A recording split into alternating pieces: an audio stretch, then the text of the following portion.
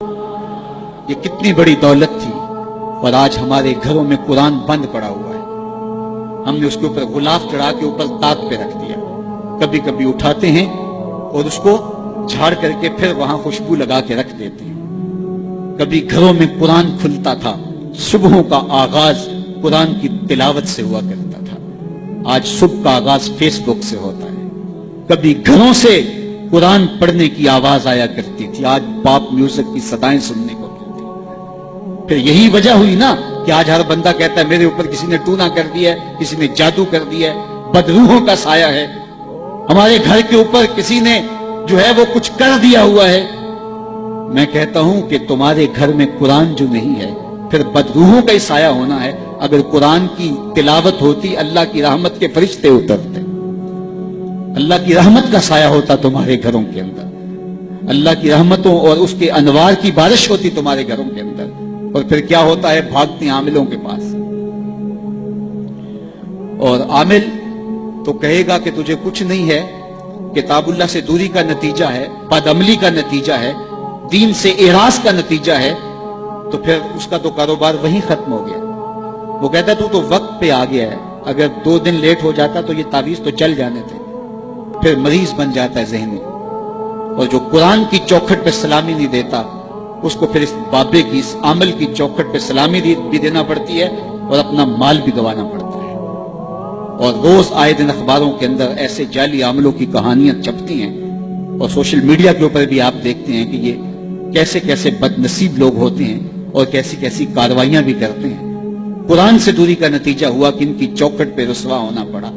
اگر گھروں میں قرآن کی تلاوت کا معمول ہوتا تو قرآن زندگی دیتا, قرآن روشنی دیتا, قرآن برکت اتارتا, قرآن کے دم سے رحمات کا نزول ہوتا, رحمتوں کے فرشتے اترتے, گھروں میں چراغاں ہوتا, اندر کے روگ مٹتے, بیماریاں ختم ہوتی, اللہ کی قربت نصیب ہوتی, حضور کے قلب سے قربت کا نور نصیب ہو جاتا.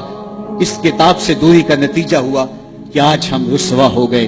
تو جس نے قرآن سے رخ پھیرا, جس نے قرآن سے منہ پھیرا, وہ رسوا ہو جائے گا.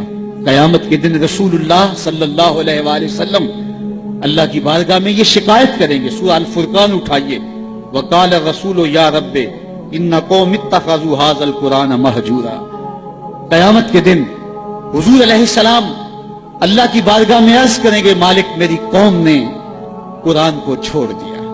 یہ نسخہ جامعہ تھا, یہ کتاب شفا تھی, یہ نسخہ رحمت تھا, یہ صحیفہ نور تھا. اس کے ہوتے ہوئے تمہیں زندگی کی ہر شے نصیب ہو جاتی, لیکن اس کو چھوڑ کر در در کی رسوائی مقدور ہو گئی. آج ہمارے اوپر اگر ظالم حکمران مسلط ہیں تو ہم دیکھیں, ہم اپنے آپ کو دیکھیں کہ ہم کہاں کھڑے. ہم اللہ کے دین سے رخ تو نہیں پھیر چکے, اس کے دین کو ہم چھوڑ تو نہیں چکے. جس نے قرآن سے اعراض کیا پھر اس کی معیشت تنگ کر دی جائے گی, اس کی زندگی تلخیوں سے بھر دی جائے گی. سب کچھ ہونے کے باوجود زندگی میں سکھ نہیں ہوگا. سامان راحت تو ہوگا, راحت نہیں ہوگی. دولت تو ہوگی لیکن دولت سے حاصل ہونے والا سکون اور نفع اسے نہیں پہنچ پائے گا. ہر وقت تلخی کی زندگی بسر کرے گا جس نے قرآن سے رخ پھیر لیا. قرآن تو ہماری سربلندی کی ضمانت تھا, قرآن تو عروج کی ضمانت تھا. اللہ سے محبت کی دلیل قرآن مجید سے محبت ہے, اور قرآن مجید سے محبت کی دلیل رسول اللہ کی محبت ہے, اور رسول اللہ سے محبت کی دلیل رسول کریم کی سنت سے محبت ہے, اور رسول اللہ کی سنت سے محبت کی دلیل بدعت سے نفرت ہے. اگر ہم قرآن سے پیار کریں تو ہمیں اللہ کی محبتیں نصیب ہوں گی. تو آئیے کتاب اللہ کے ساتھ جڑ کے ہم اپنی زندگی کے اندر روشنیاں کریں. اچھی بات دوسروں تک پہنچانا صدقہ جاریہ ہے. ویڈیو زیادہ سے زیادہ شیئر کیجیے.